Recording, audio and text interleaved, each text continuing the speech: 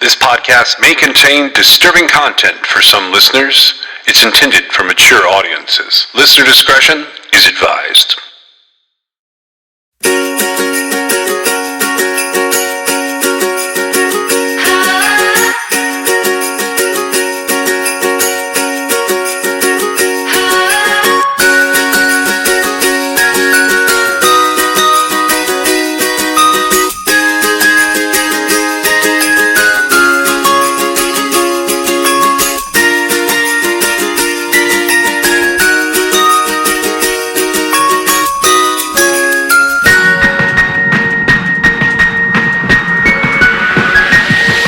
We wish you a Merry Christmas.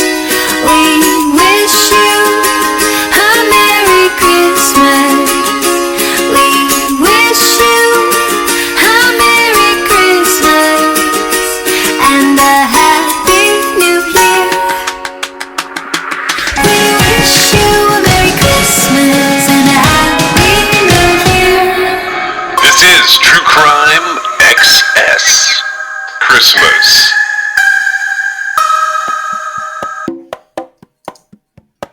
So it's Christmas time, and we like to do weird stuff here. So this year, what I thought we would do, and you tell me what you think about this, I thought we would do a Home for the Holidays series. Go ahead. Well, that sounds good. I just wanted to say, I feel like weird is the wrong word. I feel like we are so joyful during the holiday season that we just want to share the abundance. And that's why our holiday season is abundant. Yeah, I would agree with that to some measure. I think the idea was I remember times when I would be, and it's been different times over the years, but for whatever reason, I would be in a position where I had this downtime during the holidays, and I wanted to somehow create a little more content for people who might be in odd situations. That's how it sort of started for me. But I think you originally said something, oh, let's do the 12 Days of Christmas. And then I had looked at it and gone, okay, well, yeah, we can definitely do something like that. We did that the first year and then the second year. And now we've sort of made it a habit to do quite a few episodes at the Christmas season. This year's no different. And people really like it. So the result is that even though everybody doesn't have a ton of time for the holidays, like our holiday little mini season, it is a hit. Yeah, we get a lot of downloads. And the way that I've started sort of pursuing this is I actually plan this out, earlier in the year, and I make it where we can sit down and record a bunch of similar episodes. I've had a theme. Last year's theme, I think the overall theme was fugitives, right? Like that's what we were. People who had escaped. Yep. Yep. So this year with Home for the Holidays, what we were actually going to be covering is a little different than that, and it's different from what we do. I got to a point this year. I covered a lot of serial killers, even though it may not feel like that in the feed. There are other serial killers that we've started recording on that won't show up till after the holidays. There are plans for other serial killers. This is one of the first years that I've done a lot of communicating with different people who are in prison, like sending letters and setting up accounts. And that stuff's going to start coming out in 2024. There's some other things that we have in the works that may or may not cross over with True Crime XS. And if everything goes well, we'll come back to all of that. But I thought, being the holiday season, there's still going to be murders in here. There's still crimes in here. But I thought that we would focus in on people who, for whatever reason, were being accused of a crime, convicted of a crime, put in prison, sometimes for very long periods of time, and then ultimately getting out. So they would be home for the holidays. Now, these take place at different times over the years. I took a specific interest in cases that you might not have heard of. And I did take interest in a few cases that you might have. Particularly some of the first episodes and the couple of the last episodes are going to be stuff that has been in the news. Like today, There's a case that like some people are going to have heard of it. Hopefully, I bring a little bit more to the table. And the other thing that I'm going to do, in addition to the Home for the Holidays exonerations cases, is I thought that we would highlight a missing person every episode. So we're going to do that today. We're going to cover one exoneration, and then we're going to talk about a missing person at the end of the episode. And most of those missing people either relate in space or time to what we're talking about. Some of the exonerations are older, and we chose to just sort of say, okay, that happened in this location. Let's highlight a missing persons from that location. So that's what we're doing. So does that sound about right to you? I think so. Okay, so that's what we're aiming for here, and we're going to kick it off. I'm not doing a lot of true crime news because of how we're recording this, and because some of these exonerations are very dense to get through. Today's source is the Los Angeles Times. There's an August 2019 article, and then also there is a University of Michigan. They have the National Registry of Exonerations, and a lot of these people will be in there. So today's exoneree is Samuel Bonner. So the way that they classify these, it's different depending on like who it is and what happened. This takes place in the state of California. Specifically, it takes place in Los Angeles County. This is a murder and robbery case, and the crime was reported in 1982. The sentence for this happened in 1983. It was life without parole. And the ethnicity of the person who was exonerated is black. He's a male. He was 20 years old when this happened. And contributing factors to this were perjury or false accusations and official misconduct. Now, that's rare because a lot of what I look for in exoneration cases, typically they're DNA related. And that's a specific contribution that I will highlight if DNA has come into play. It does not in this situation. On November 11th of 1982, 23-year-old Leonard Polk was a flight attendant who lived in Long Beach, California. He was found shot to death in his apartment.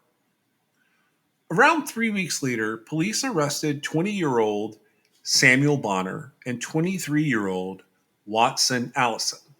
Both of them were charged with first-degree murder and armed robbery. Ultimately, both men were tried separately and convicted of murder, and in each case, the prosecution claimed that the defendant was a gunman. The jury in Bonner's case rejected that notion.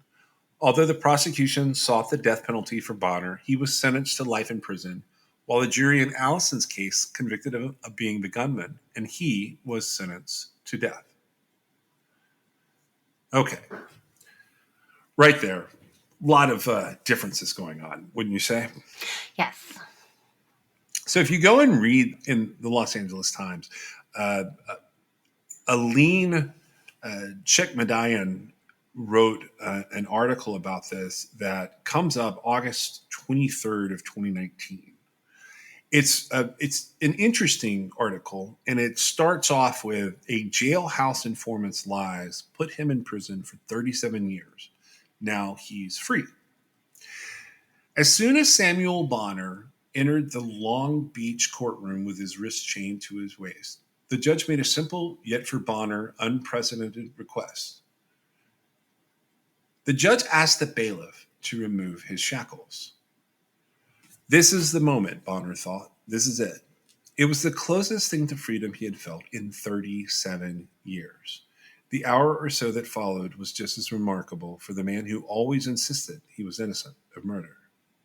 The hearing that day in July was spurred by the approval of California's new felony murder law, which retroactively limits who can be charged with murder to those accused of actually killing or intending to kill. I'm going to pause there for a second and talk about this. Felony murder doctrine has been a thing for me for a while, and you and I have had many conversations about it. For people who don't know, the rule of felony murder is a legal doctrine that in many jurisdictions over the years, it basically widens or broadens the crime of murder. So In some places, when someone is killed, regardless of the intent to kill, if they were in the process of committing a dangerous or enumerated crime, a felony in most jurisdictions, the offender and anyone associated with the offender in terms of accomplices or co-conspirators, I believe in some places it extends to accessories, they can all be found guilty of murder. And when this all started, it was first-degree murder. The concept of felony murder originates in the rule of transferred intent, which is a weird one. It's a legal doctrine that holds that when the intention to harm one individual inadvertently causes a second person to be hurt, that the perpetrator is still held responsible, even if they didn't mean to hurt that second person. And then to be held legally responsible, a court typically needs to demonstrate that the perpetrator had mens rea, or criminal intent. That is, they knew or they should have known that someone could be harmed by their actions, and to some degree, they wanted that harm to occur. It gets a little sprawling in terms of the United States criminal justice system. Sometimes I almost agree with it, which is weird, but sometimes I think it's completely wrong. Well, it's supposed to be used as a deterrent, right? Like, don't commit felonies, right? Correct. And I agree with sort of the thought behind it, but applying the rule across the board, I feel like has largely failed to accomplish its purpose. And a lot of times it seems like people end up being punished way too severely for any role that they may have played, right? Yeah. But at the same time, I mean, I do agree with the principle of it. It's a loaded topic, right? Yeah, it is. And that's why I kind of laughed when you asked, because I mean, for the most part, I agree with what it's trying to accomplish. I don't think that it's necessarily been, I don't know that it does accomplish what it was meant to accomplish. And I feel like in not accomplishing it, it actually does a lot more harm than good sometimes. Yeah, and that's started to be recognized in some places. Exactly what you're saying, that more harm than good can come of it. As of August of 2008, 46 states in the United States had a felony murder rule. Now, under most of those states, I think maybe all of them, felony murder was considered to be first-degree murder. Now, in 24 of those states today, it is a capital offense. A capital offense means you can get the death penalty for it. So that's a big deal. When the government seeks to impose the death penalty on someone convicted of felony murder, the Eighth Amendment has been interpreted so as to impose additional limitations on the power of the state. For instance, the death penalty may not be imposed if the defendant is a minor participant and they did not actually kill or intend to kill. That's changed. That's the current interpretation of the Eighth Amendment. However, the death penalty can be imposed if the defendant is a major participant in the underlying felony and exhibits extreme indifference to human life.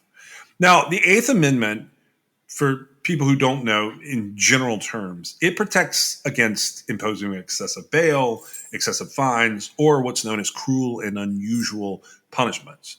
It was adopted on December 15th of 1791, along with the rest of the United States Bill of Rights, which are the first part of the Constitution. Most states recognize the merger doctrine. Now, the merger doctrine means that a criminal assault cannot serve as the predicate felony for the felony murder rule. If there is a criminal assault where someone dies, you could be charged with manslaughter or involuntary manslaughter, but they can't go, well, you committed a felony assault on this person that was so serious they died, so therefore it's instant first-degree murder. You know, otherwise there would be no involuntary manslaughter, voluntary manslaughter. Because it would all just go to felony murder. Correct. Yeah, no, that makes sense. To avoid the need for relying upon common law interpretations of what felony conduct merges with murder and what offenses do and do not qualify as felony murder, many U.S.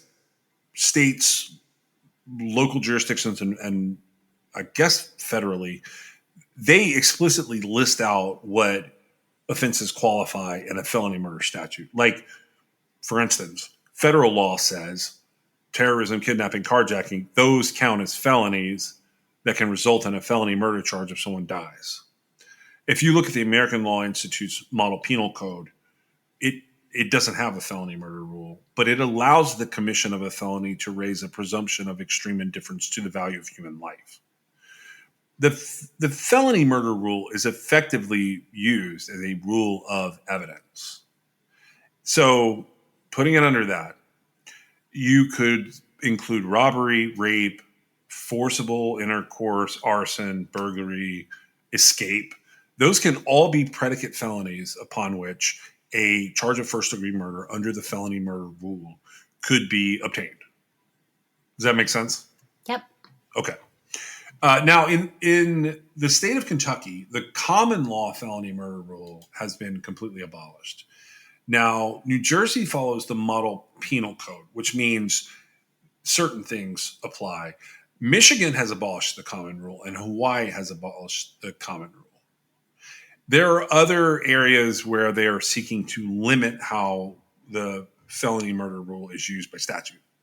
A recent example of this is Derek Chauvin, the police officer who was accused of murdering George Floyd, who is accused of murdering George Floyd and subsequently convicted. He was tried and convicted under the felony murder rule, meaning if Derek Chauvin hadn't committed the underlying felony, George Floyd would not have died. There's been a lot of commentators over the years who think that the idea of transferred intent is wrong because the law is basically pretending that the person who intends one wrongful act also intends the consequences of another act, which is usually unforeseen. So that is a little piece of what's happening with Sam's case. So I paused from that, and I'm going to come back over here. So this is the article from the Los Angeles Times again. The reprieve for Bonner that day went far beyond California's new felony murder rule.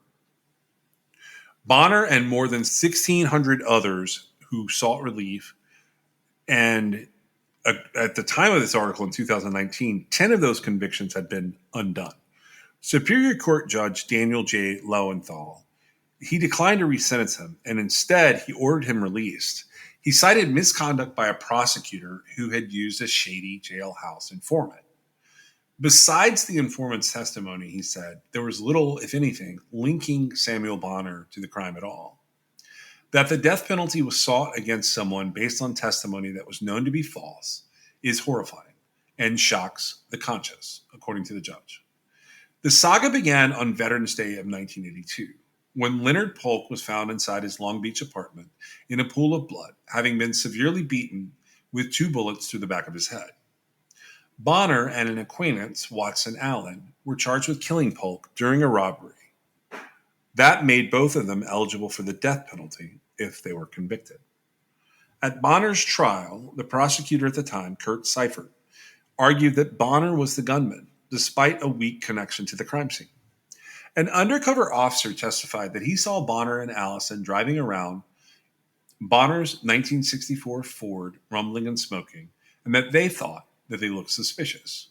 The officer began to tail them, and when the car was idling at an intersection, he observed a bicyclist leaning up against the car talking with Allison. The officer then saw Allison and the bicyclist, Polk, walk into a nearby apartment. Later, a neighbor saw Allison making several trips in and out of the apartment, carrying property, including a TV set, and then driving off. No one saw Bonner go inside of Polk's apartment. Authorities did find an envelope in his car addressed to Allison with Polk's cross streets. A speaker found in Allison's home 11 days after the robbery was marked by Bonner's palm print. And a fuse found outside Polk's apartment building matched fuses that were found in Bonner's pocket. The most conclusive link to Bonner came from the testimony of a key witness, a prolific jailhouse informant who claimed Bonner confessed to him that he shot Polk. Before Bonner's trial, that informant, Michael Hayes, appeared in court on his own murder charge. As part of a deal with prosecutors, he pleaded guilty to manslaughter and was sentenced to 4 years in state prison. The leniency was attributed to his cooperation in several more serious cases, according to court documents. By then, one defendant in another murder case had already accused him of lying. During a preliminary hearing, Hayes testified he saw the defendant shoot a man, then take his jewelry. "You are lying," the defendant blurted out, according to a transcript of the 1983 proceeding. The judge tried to stop the defendant. The defendant said, "He sits there and lie on me, just straight out lie on me like that. Why don't he tell the truth?" Hayes took the stand a few months later in Bonner's trial, which involved just 3 days of testimony. Bonner's lawyer, a man named Ron Slick, who was known in legal circles as Dr. Death, because so many of his clients ended up on death row, did not call a single witness in his defense. Bonner was convicted of murder and robbery, but the jury concluded that he was not the shooter, so Seifert dropped the death penalty.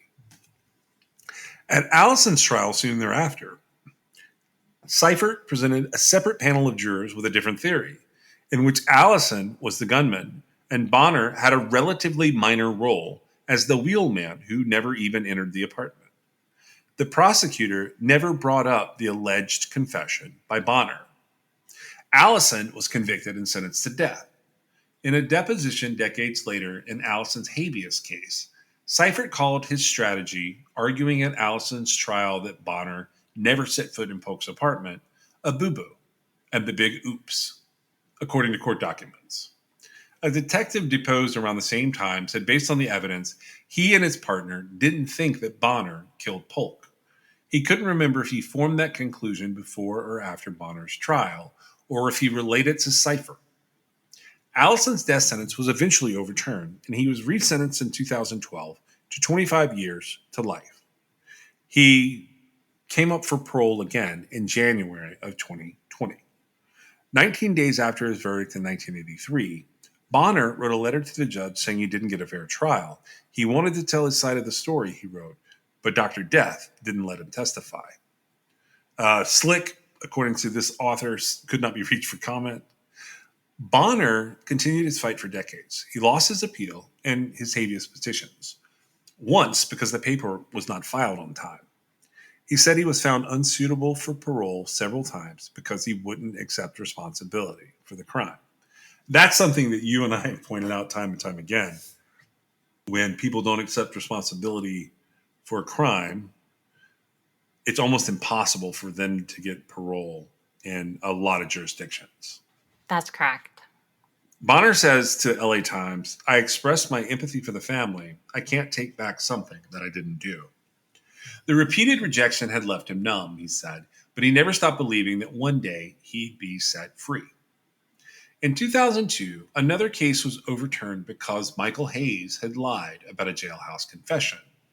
As it turned out, Hayes had been trading information with authorities in Kentucky for years, but they cut him off because of repeated dishonesty. Even then, Bonner's case has never been reopened. A spokeswoman for the district attorney's office said it had no record of receiving a conviction review request from Bonner and was not notified of the 2 habeas petitions he filed in Los Angeles County Superior Court in recent years. Both petitions were denied by Lowenthal. It wasn't until January, when the new felony murder law went into effect, that Bonner had a fresh chance to fight. The law says that murder charges can be filed only against people who actually kill or were a major participant with reckless indifference to human life. Bonner filed a petition seeking relief, and that triggered a hearing. Prosecutors opposed on constitutional grounds, as they have done in many other cases, and they argued in court papers that the new law improperly changes voter-approved crime-fighting initiatives, including a proposition that set stricter penalties for murder, and another that expanded the definition of first-degree murder. They also argued that because it's retroactive, the law improperly reopens judgments that were final. Some judges across the state have agreed, others have not. 5 people have been released, 1 was resentenced, and 4 others are awaiting resentencing, said the district attorney's office. Nearly 650 petitions had been denied. A dozen or so of Bonner's relatives showed up to his hearing last month in Long Beach, anxiously hoping for good news. His girlfriend said she noticed the judge looked over and smiled at them, which she thought was a positive sign. She took a deep breath. "We're really hoping," said Bonner's sister. The judge started the hearing by saying he was going to do more than just address the constitutionality of the new law, and instead he ran through the legal history of Bonner's case. Lowenthal said that other than Hayes' testimony, there was scant evidence that Bonner was involved in the crime at all. And Hayes' lie, he said, began as soon as he took the stand, starting with his name. "His name is Charles Jones," Lowenthal said. "Everything thereafter appears to have been a lie as well." Lowenthal then recounted the inconsistencies.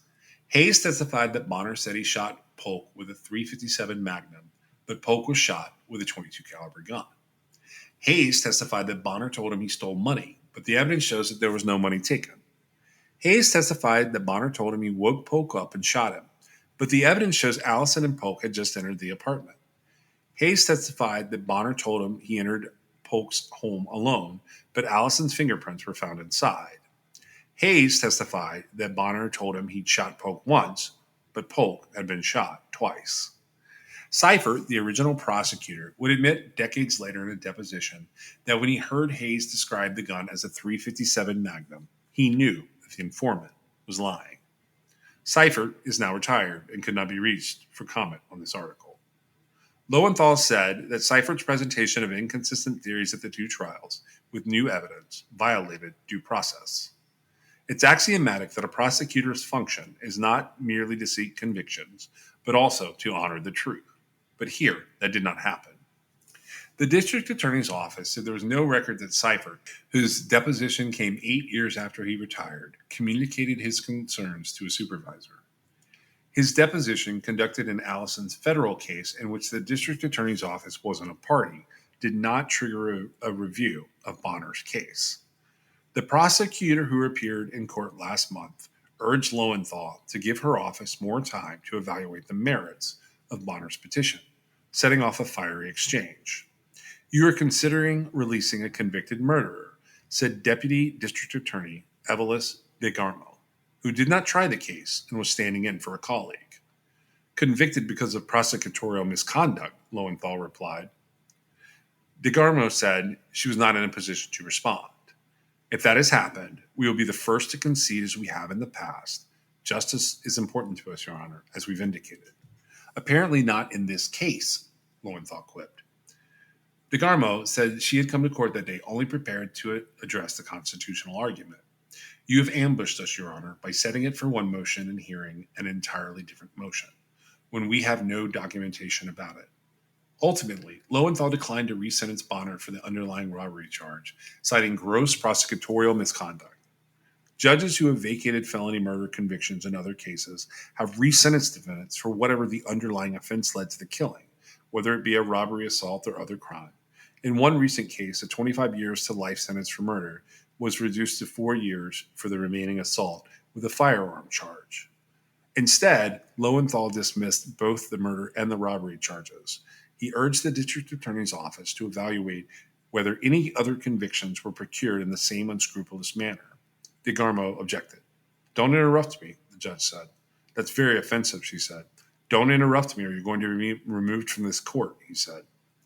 A spokeswoman with the district attorney's office said allegations of prosecutorial misconduct are taken extremely seriously, no matter how old the case is.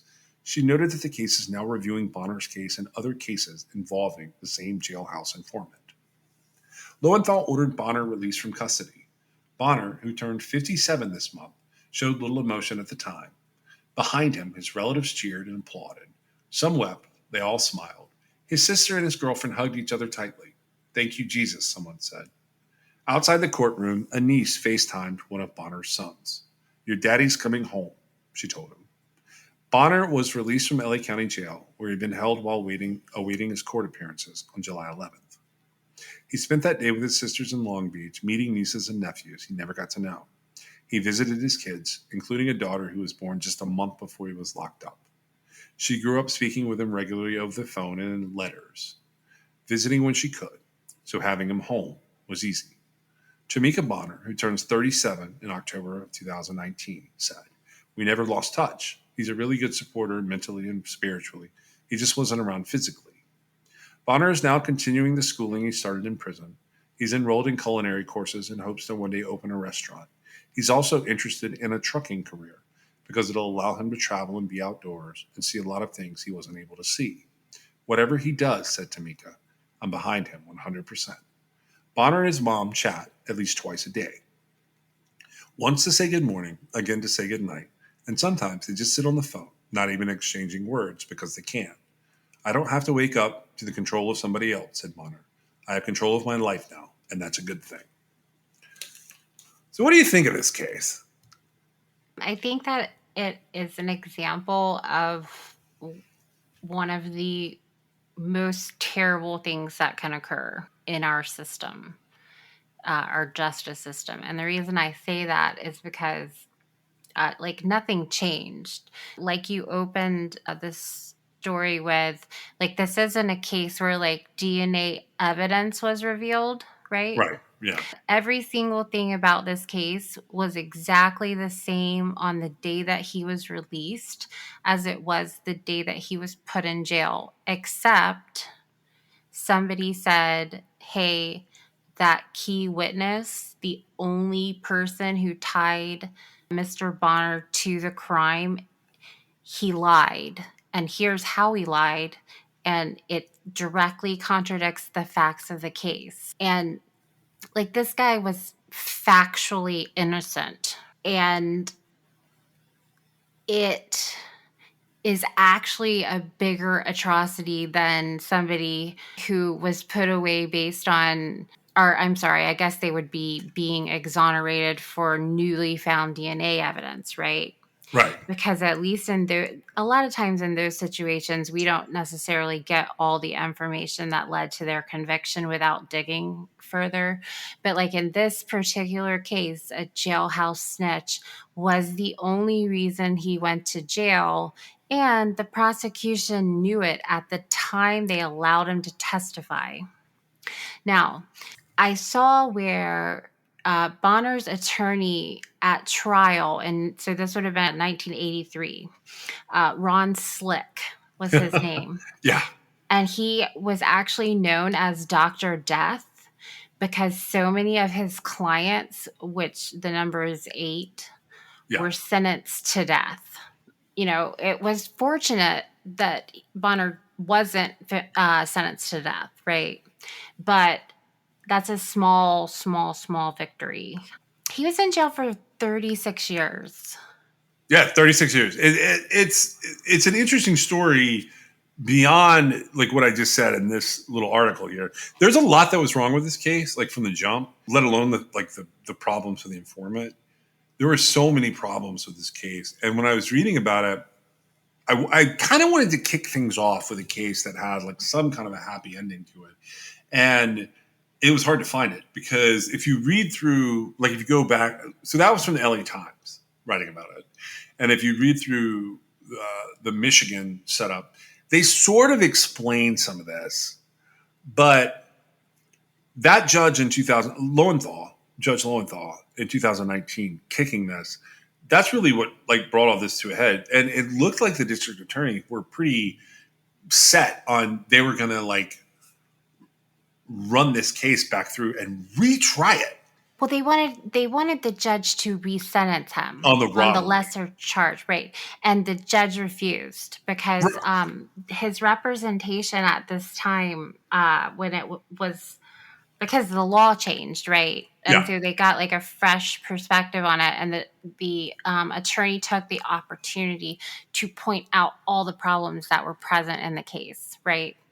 Yeah, this is a weird one for me because okay, so the jailhouse informant, the Charles Jones Hayes guy, like he's bad, But I will say this: there's a lot of people involved in this case. The guy that's following their car it's a Long Beach officer named Edward Davenport. He saw the car. He followed it to Polk's apartment. So while they're there, okay, this is what he says. Police officer Edward Davenport said Watson Allison got out of the car talking to who he believed was Polk at the intersection of 10th Street and Orizaba Avenue. So that's about half a block away, give or take. He says when Allison gets out of the car, Bonner drives away and he sees Watson Allison and the victim, Leonard Polk, go into Polk's apartment. Meanwhile, two neighbors, a guy named Ray Johnson and a guy named Frank Aguaya, they return to the apartment building. And Johnson testified that after he went into his apartment, he looked out the front window. He saw Watson Allison come out of Polk's apartment with a television, which he put into Polk's car. Johnson said he then saw Allison go back and forth at least 3 more trips. And he was carrying Polk's stereo speakers, and he came out with a large duffel bag. Davenport said he saw Watson Allison carrying the duffel bag and that it was full. So they all testify that they see Watson Allison drive away in Polk's car and that Bonner is nowhere to be seen. So this is a cop and 2 people who live there. Now, Johnson and Aguaya, so Ray Johnson and Frank Aguaya, the reason they're important is because when they see Allison drive off, what do you think they do? Go to check on their neighbor? Yep. They go to check on Leonard Polk, and they discover his body. So the police get called, and for some reason, they immediately start looking for Bonner's 1964 Gray Ford. Not Polk's car, Bonner's car. But he had been seen by a police officer driving away. In the police officer's own report, he describes it as at least 30 minutes before the crime happened. Right. And that's really confusing to me. And obviously, we don't have like the transcript of the trial, right? We don't know exactly what happened, but something got lost there, right? Yeah, something got lost in that translation. Because to have a police officer testify to what the facts appear to have been, which were that Bonner dropped Allison off and drove away, right? Yeah. If a police officer testified to that, why would a jury believe? The interesting thing was, so the jailhouse snitch, who he used one name, but it wasn't even his real name. The jury found Bonner guilty, but they refused the testimony from the jailhouse snitch that he was the gunman. Right. Well, so what did they believe? Well, I am not sure how they went about it. I think the idea is that Alice, as far as like their mindset, if you look at the documents, I think the way that you get between the two, what's being said in court and how the jury votes, I think it's presented like they're in cahoots. And so later that night, Bonner's car is found parked down the street from Allison's home. I read that he lived near there. I don't know how true that is. But Bonner was searched. His car was searched. And his residence was searched. This is the same night the crime happened. So they put a bolo out. They find his car. They search him. They search his person. They search where he lived. There's nothing found that links him there. The one thing that they collect from his car that's interesting is an envelope that's addressed to Watson Allison, on the passenger side floorboard of Bonner's car. So, like if he dropped it when he got out? Right. It has a note on the back written in pen that said 10th and Orizaba, which is where Polk lived roughly. Right, but he meets up with Polk and walks into the apartment with him. and a police officer sees him do it as well as Polk's neighbors. Right. And the way I understand like how I understand that the prosecutor basically said like that was a ploy and like Bonner had like surreptitiously entered like a different way, right? To explain away him driving off, right? Right. I don't know exactly what was said or whatever, but Well, depending on which trial you're at, you'd hear two different things. okay, right. And so to me, I wondered like I feel like Watson Allison could have said like, well, I guess if he says like he wasn't involved, if he were to say Bonner wasn't involved, he'd have to say how he knew that Bonner wasn't involved, right? Correct. And so that doesn't work. But to me, this is absolutely shameful. Like it's so bad. To me, it seems so obvious, right? Especially with that police officer's testimony. And the other thing is the evidence against Watson Allison was substantial, right? Yeah. So, okay. So the night that they search Bonner's place and they find the envelope, that's when they go and find Allison. So Davenport is able to identify Allison.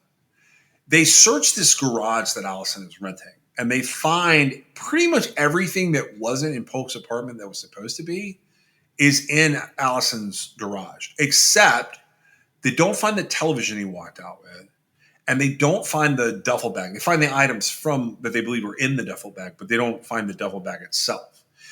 And for some reason, they then arrest Bonner and Allison. But the police testified that they found Allison's fingerprints in Polk's apartment. So it's going to be hard for him to like deny that he was there. But there's no prints there that link back to Bonner.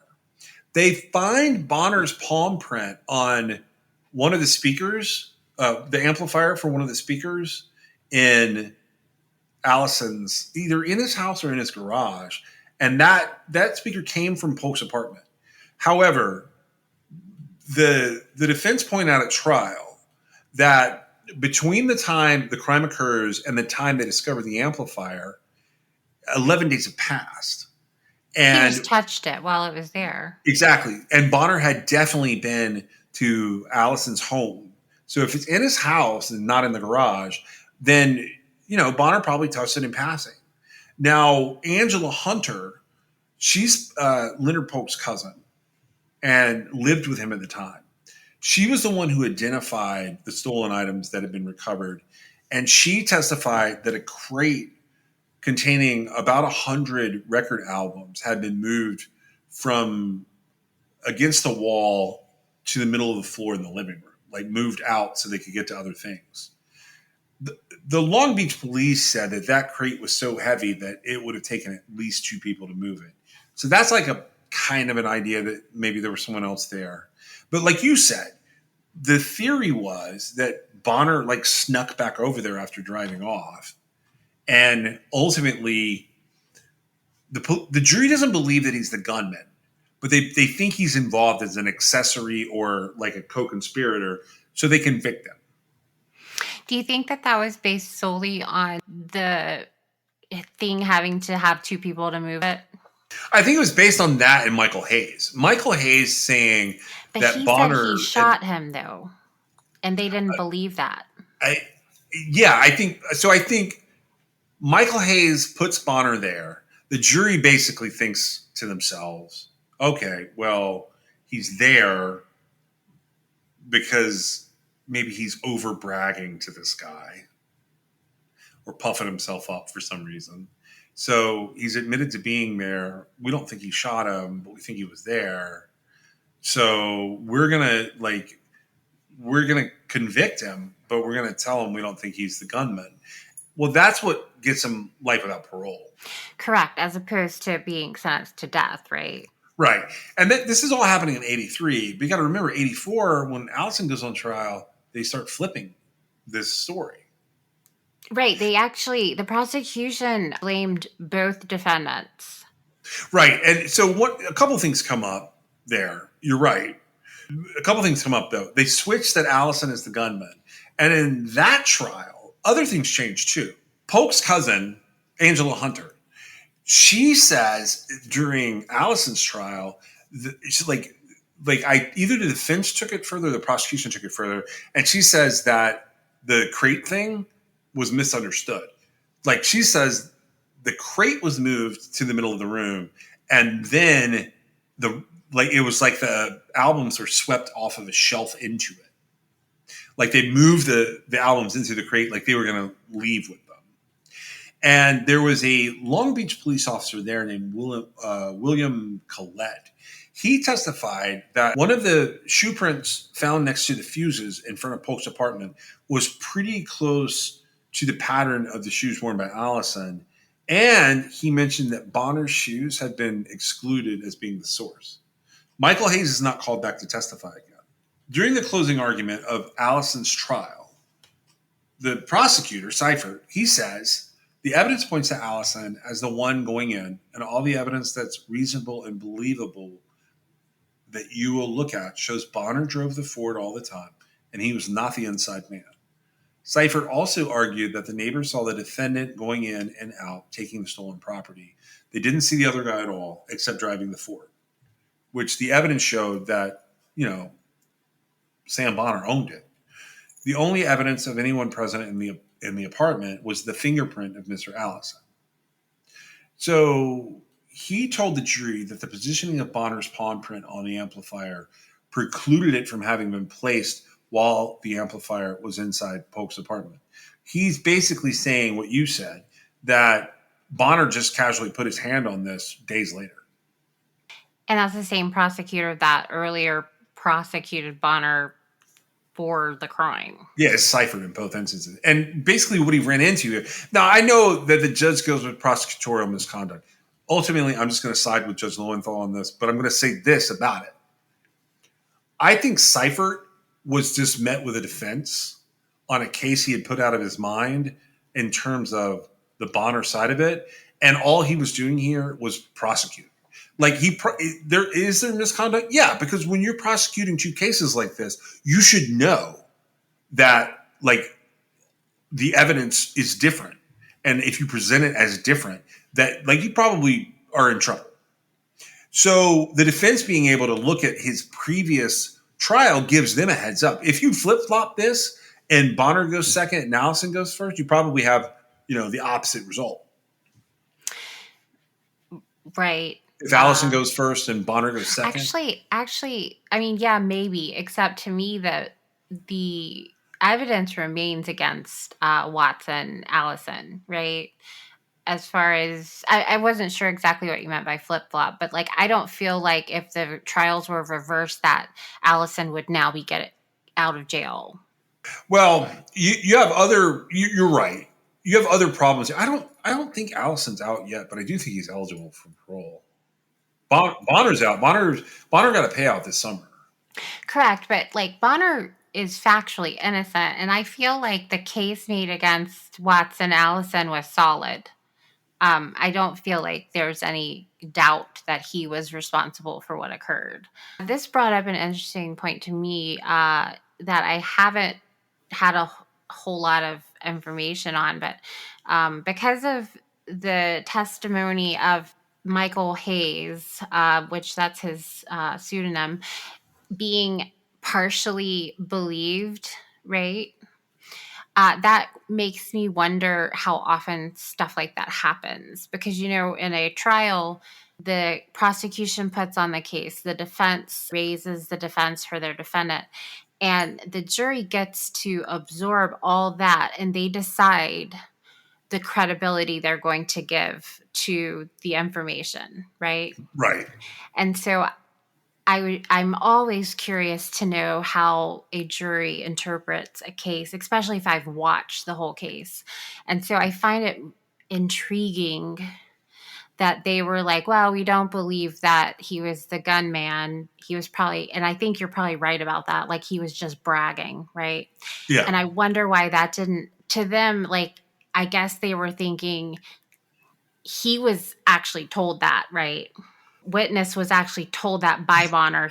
It was Yes. Bonner that was bragging. And so it really doesn't raise the issue of how why would they partially believe him, right?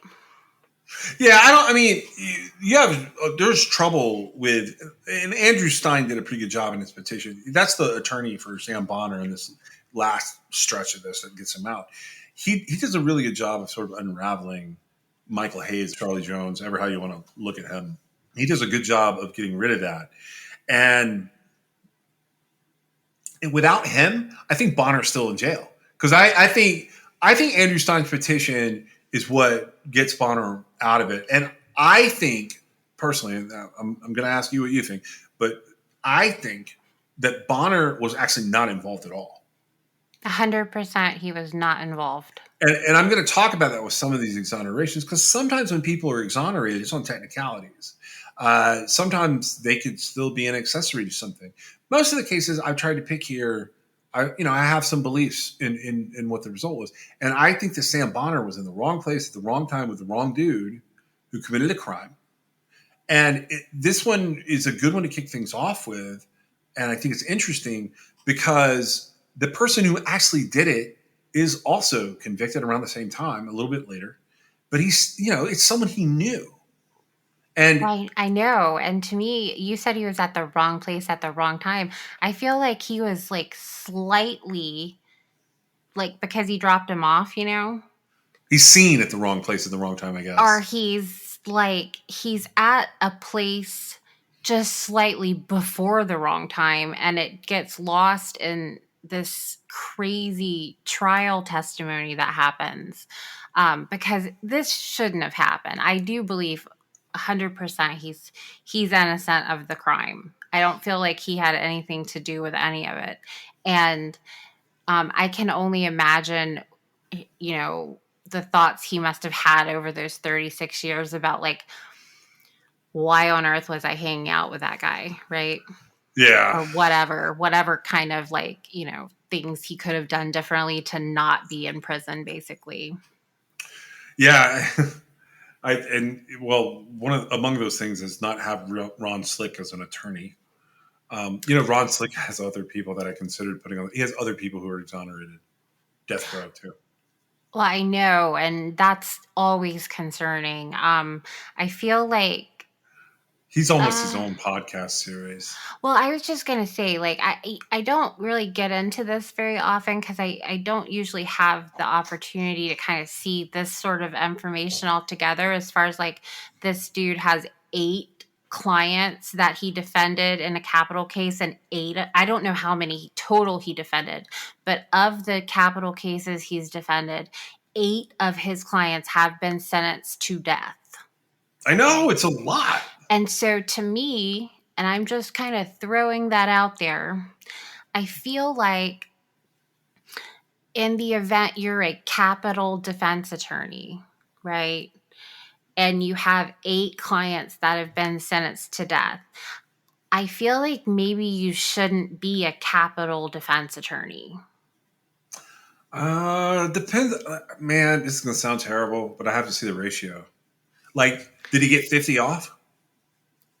I mean, I don't know that is. I mean, I don't have a problem with. If he wins 50 capital cases and loses 8. I don't know. I feel like at this point in time, which of course this was in the 80s, right? Which is Yes. it's a completely different time as far as that Yeah. goes. I don't know about those other clients. I don't know, like, when he had them. And obviously he got, Bonner was not sentenced to death, right? Correct. And so I don't know. I just feel like 8 is a lot. And I personally would think to myself, I'm not very good at this, right? Because you ultimately, if you're in a capital case defense position, you're trying to get life in prison, basically, right? Yes. And so I don't know, maybe you are right. Maybe I'm looking at it the wrong way. Like I said, it's kind of hard. Like, you don't typically see how many clients any particular capital defense attorney has had sentenced to death just from, like, one case of an exoneration from somebody who wasn't even sentenced to death. But they actually called this attorney Dr. Death. That's what the anecdotal evidence points to at this point.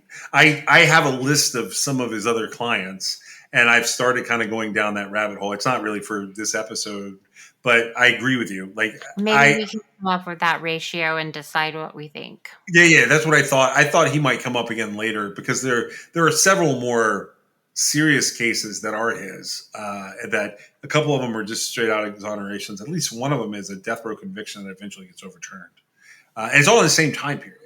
But I thought we would look at him at some point. But I just thought Sam Bonner was a good way to kick this off.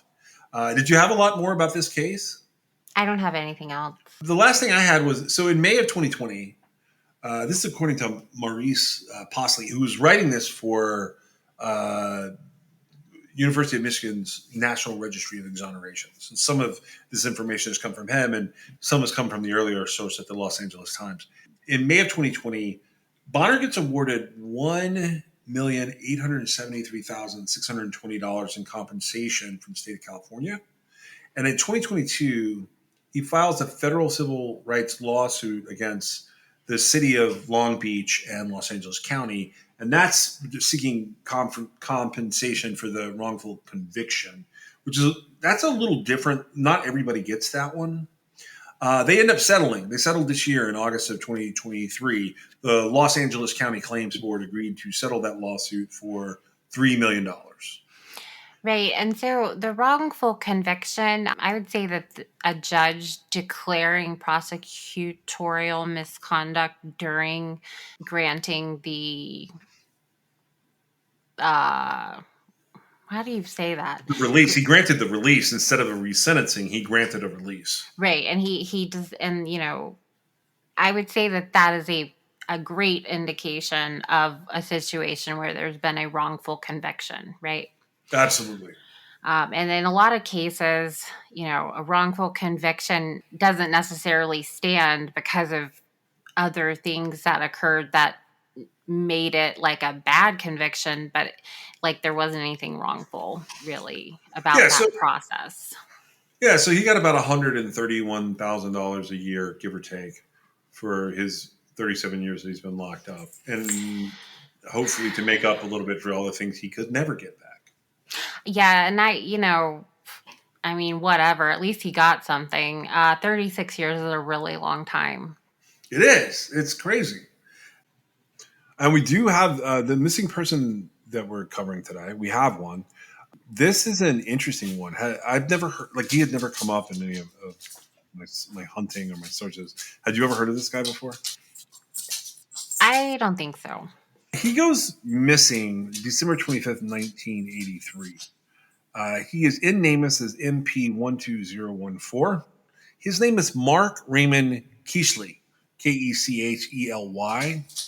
Again, December 25th, 1983, so Christmas Day. He was 25 years old, and he was 5 feet 10 inches tall. He was said to be around 200 pounds.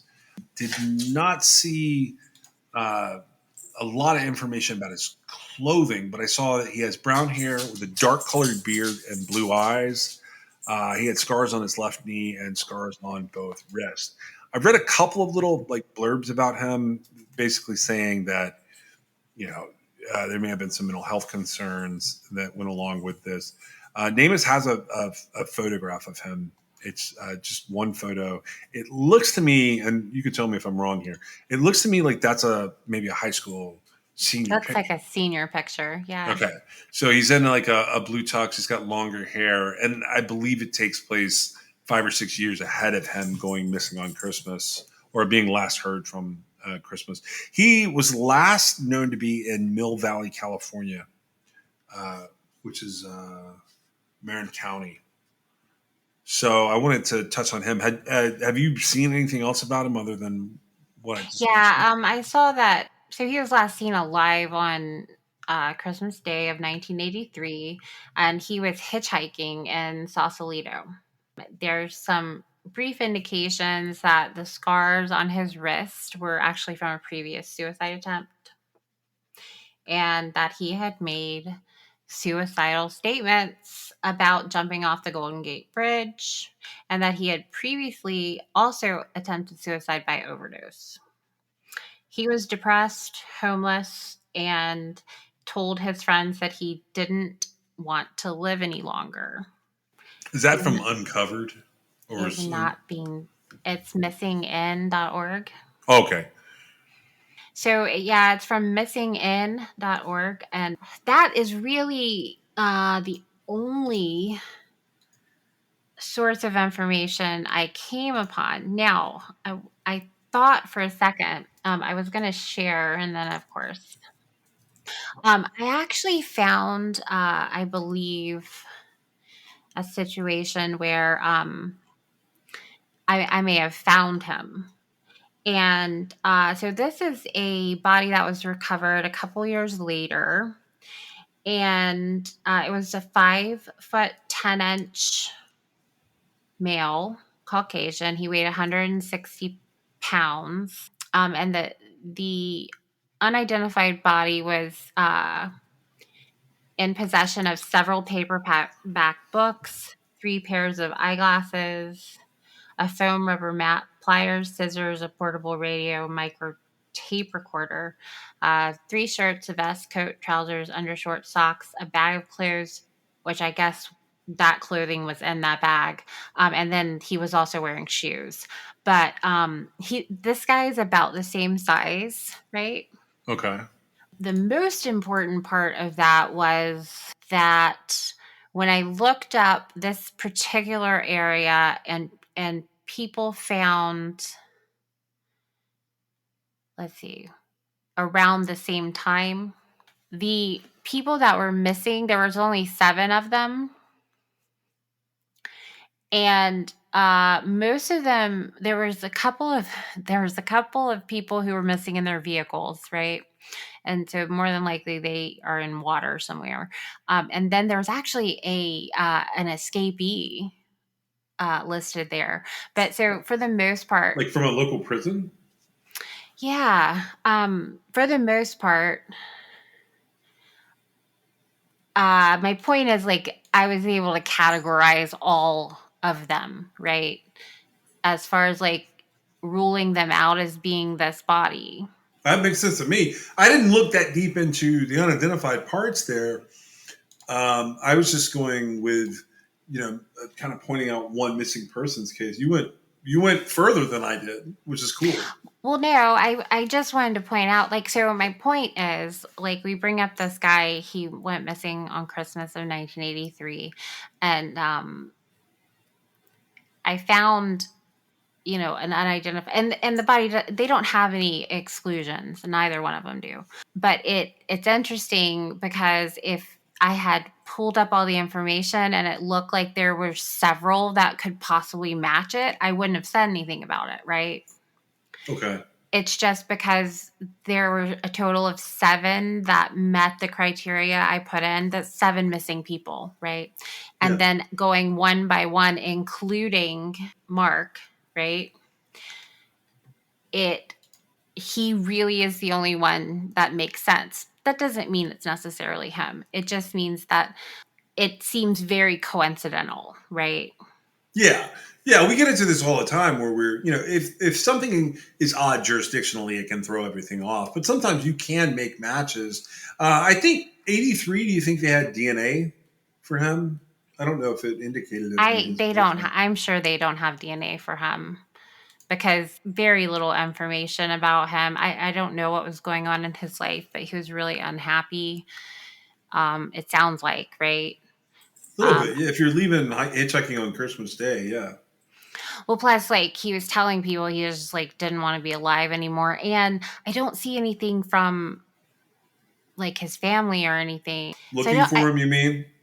well, right. Because, I have no idea what was happening. There's just not a whole lot of information. It sounded to me like the unidentified body was somebody that had kind of gone off to live off the grid or whatever, right? Yeah. And it fit sort of. So that was just me throwing that out there. But I hope whatever happened to him, he found some peace. Yeah, so I briefly did like a newspaper archive looking for him, and there wasn't much to what's going on here at all. And I saw that there's another person with the same name who was an athlete a few years earlier, in Nebraska, and that was really it. That's all I had on him. I didn't do a lot of extra hunting. I did not find that name in a newspaper after 1983. But I hope that, some way, shape, or form, his case could be closed and he could also be home for the holidays. I hope that people enjoy like what we're doing with our Home for the Holidays series. We have several more cases that we're going to be covering here. I guess we're going to have 25 Days of Christmas this year, huh? Thank you for joining us. We'll see you next time.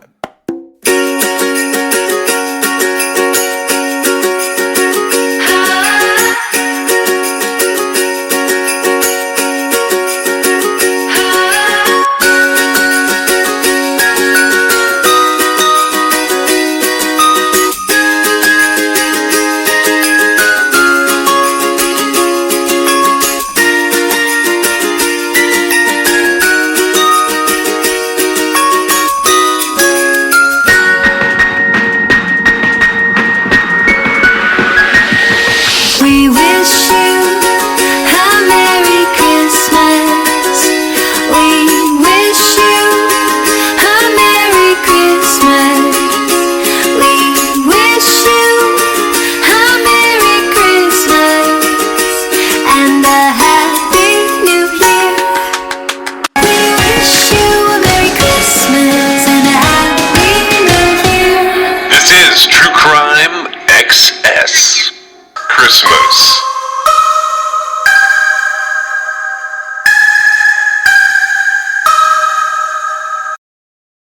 All right, so I'm going to tell you guys a few things about some of the folks who are helping sponsor our show. Now, Labrati Creations sponsors our show, and you can always use the Crime XS code there. You can also just message them at Labrati Creations, and they will generally do something for the people who come from True Crime XS. They were our very first sponsor. They've done a lot for the show, and that code is Crime XS at LabratiCreations.com. The first new advertisers that we have, and I've selected all of these guys. I've selected all of these advertisers. So the very first one is Cure. Now, I'm going to tell you guys about this, about Cure as being one of our sponsors. If you're an athlete, you know that proper hydration is key to peak performance, but plain water can be boring and sports drinks can be filled with artificial ingredients and added sugars. That's why we love Cure. It's a clean and effective way to stay hydrated and perform at your best. I use it late in the day when I switch out of caffeine mode. Specifically, when I hit the pool or I go play tennis with my wife, I use Cure to help me stay hydrated. It helps me recover after a long day. Now, you guys may not know this, but I build things. And right now, I've been building several structures on our property out here. Among those is a new podcast studio space for myself. I do a lot of that work at night and into the wee hours, and I always have some Cure with me to go into my aluminum water bottle. Hydration is not just about filling up my aluminum bottle with water. Cure Hydration is an oral rehydration solution that contains the perfect balance of electrolytes and glucose to help your body absorb water and rehydrate quickly. Whether I'm building things or putting the podcast together or chasing these dogs that you sometimes hear in my studio up and down the trails to get them worn out, Cure Hydration is the way that I choose to go. Cure Hydration is an oral rehydration solution, or an ORS, that contains the perfect balance of electrolytes and glucose to help your body absorb water and to rehydrate quickly. The formula is made with all natural ingredients like coconut water powder and pink Himalayan salt. It's free from artificial flavors, from sweeteners, and preservatives. Cure Hydration is vegan, gluten-free, and non-GMO, making it a great option for anyone with dietary restrictions or preferences. The packets are convenient and easy to use. You just mix them with your water and you drink. They're perfect for on the go. They're perfect for travel. And anytime you need a quick and effective hydration boost, ready to combat dehydration, then you try Cure today and feel the difference for yourself. You can use code TrueCrimeXS for 20% off your order. That's TrueCrimeXS I have a link that I'm putting in the most recent episode show notes, and True Crime Excess will get you 20% off. Our second sponsor for the show today is Laird. Now, Laird has a list of things that they want me to tell you about. They have better ingredients with amazing taste and functional benefits. They have a superfood creamer crafted from the highest quality, all-natural, real food ingredients. All Laird products are sustainably sourced and thoroughly tested to ensure that you're incorporating the cleanest, finest fuel into your routine. They have all natural whole food ingredients, and they contain naturally occurring MCTs made from coconut oil. There's no artificial flavors, there's no colors or additives, and there's no sugar from highly refined corn syrup. They want me to talk about my love of coffee, but the truth is, I don't do much with coffee. But let me tell you someone who does. My wife has to have a cup of coffee every day. Now, I've fallen off recently, but one of the big things that I've done since the beginning of our relationship is she used to go and get a Starbucks every morning. I have substituted that out by always trying to make her coffee. It's not going to be every single day of time from when I met her, but for the most part, almost every day, I make her coffee. I put her creamers together and I make sure that she has a good way to start her day. So with Laird, he started experimenting with his morning ritual almost 2 decades ago. He found that when he started adding fats to his morning cup, like coconut oil, he had amazing energy throughout the rest of his day. He gradually perfected this recipe for an epic cup of fuel, and he began sharing it with his friends in the surf community. I'm an ocean guy, so I saw this item and I was like, okay, we're going to try this one out. Are you ready to feel more energized, more focused, and supported? Go to lairdsuperfood.com and add nourishing plant-based foods to fuel you from sunrise to sunset. And you can use our promo code at checkout to save 15% off your purchase today. Our offer code for this for Laird is going to be True Crime XS. Pretty much everywhere except for Lab Body Creations, if you use True Crime XS, that will get you, at Laird, it'll get you 15% off. At some of the other places, they'll get you 20% off. I'm going to tell you about 2 more sponsors today. So the first one is, the third one is Liquid IV. So let's talk about the real reasons that you need to hydrate. Late night TV binging, back-to-back Zoom meetings, going on a walk with your friends. Everyday hydration is not just for high energy athletic endeavors. Liquid IV is the #1 powdered hydration brand in America. It's now available in sugar-free. This is years in the making, but Hydration Multiplier Sugar-Free uses a proprietary zero-sugar hydration solution with no artificial sweeteners. It's got 3 times the electrolytes of the leading sports drink, but it's also got 8 vitamins and nutrients for everyday wellness. Liquid IV hydrates 2 times faster than water alone. Keep your daily routine exciting with 3 new flavors. They've got white peach, green grape, and lemon lime. I love all of these flavors, but I think that my favorite is probably the green grape. White peach I use as the secondary flavor, and lemon lime I leave here for my kids and my wife. Liquid IV believes that equitable access to clean and abundant water is the foundation of a healthier world. They also partner with leading organizations to fund and foster innovative solutions that help communities protect both their water and their futures. To date, Liquid IV has donated over 39 million servings in 50 plus countries around the world. You can get 20% off when you grab your Liquid IV Hydration Multiplier sugar-free or any other variant at liquidiv.com and use code TrueCrimeXS at checkout. That's 20% off anything you order when you shop Better Hydration today using promo code TrueCrimeXS at liquidiv.com. And the last sponsor I want to tell you about is Zencastr. We are part of Zencastr's creative network. We've been using Zencastr since about midway into our first season. Meg and I experimented with a lot of different ways to put the podcast together. And the truth is, Zencastr was an integral ingredient to us being able to bring you this show. It's so easy. It's now super easy. You can record a podcast with Zencaster. You can log in using your browser and you start recording a high quality podcast right away. You can record studio quality sound and up to 4K video with your guest. You get to feel a sense of zen, knowing that Zencaster's multi-layered backups ensure you will always have your recordings in the highest quality, even if the connection is unstable. You sound your best. I mean, if you've ever worried about what you sound like, Zencaster's post-production process makes you sound buttery smooth. It automatically removes those ums and ahs in your recordings. It removes those awkward pauses in conversation too. You can set the right podcast loudness and levels while reducing background noise with a click of a button. That's how you don't hear my dogs every second of every episode. Zencaster is all in one. If you've thought about podcasting before and realized that you need a lot of different tools and services, those days are now over. With Zencaster's all-in-one podcasting platform, you can create your podcast all in one place, and you can distribute to Spotify, Apple, and other major destinations. Just go to zencastr.com/pricing and use my code TrueCrimeXS, and you're going to get 30% off your first month of any Zencaster paid plan.